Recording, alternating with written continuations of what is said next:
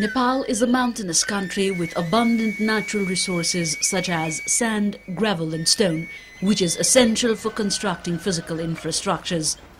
With the growing economic activities and infrastructure development, the demand for sand and gravel has increased substantially. As a result, all accessible riverbeds in Nepal have been used for extracting sand, gravel and stones. हिसाब गर्दाखेरि यहाँ दिनको 100 पर्न जान्छ के गर्ने अब छरछरी पढाउनै पर्यो अहिले जमानामा नपढाए भएन खाना दिनै पर्यो लाउन दिनै पर्यो. It becomes a major source of revenue for local governments that help to develop income generating activities for the poor people and also provides jobs to unskilled laborers at local level. Cursor व्यवसाय यो ठाउँमा चल्दैन भने 20,000 रोजगार विहीन हुन्छन्. Over-extraction of sand and gravel has led to environmental consequences, changing the river morphology, while non-extraction in rivers away from roadheads has led to a gradation of the riverbed, which has increased flood events in the adjoining areas.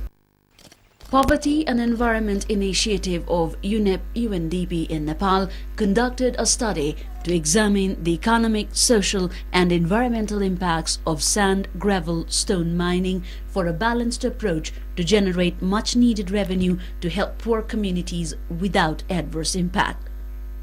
It begins with reconnaissance visit of seriously affected area to ensure geographical representation as well as to capture a broad range of issues.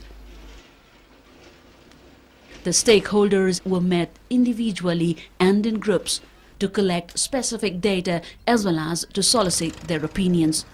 भन्छन् 100-150 metre छोडेर बालु उठाउनुस् पुलदेखि यो बालु नउठ्यो भने यो गाउँ जान्छ फेरि. Sand, gravel and stones from rivers are exported to all major cities within the country and to India and becomes an important source of revenue for the District Development Committee.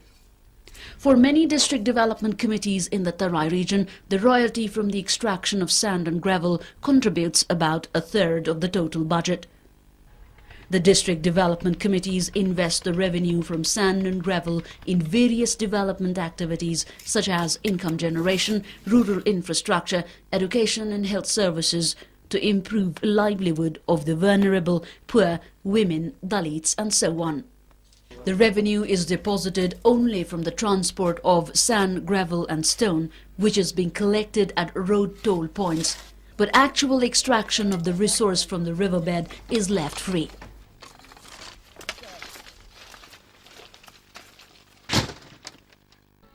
Deepening of the riverbeds due to sand and gravel extraction leads to lowering of groundwater table, affecting availability of water supply for domestic and irrigation purposes. Heavy trucks transporting sand, gravel and stones have been known to damage highways and roads that are designed for normal traffic loads.